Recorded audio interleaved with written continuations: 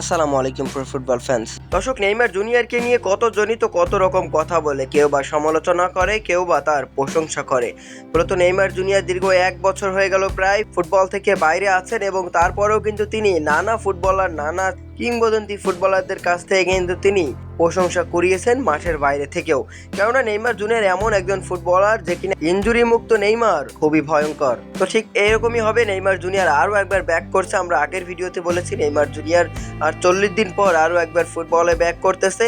তবে ইতিমধ্যেই কিন্তু নেইমার জুনিয়রকে নিয়ে একটা কথা উঠলেছিল একজন সাংবাদিক, ডারউইন নুনিসকে, উরুগুয়েন এবং লিভারপুলের এই স্ট্রাইকারকে, এবং তিনি কিন্তু নেইমার জুনিয়রকে নিয়ে এরকম কথা বলবেন এটা কেউ কল্পনাও করেনি।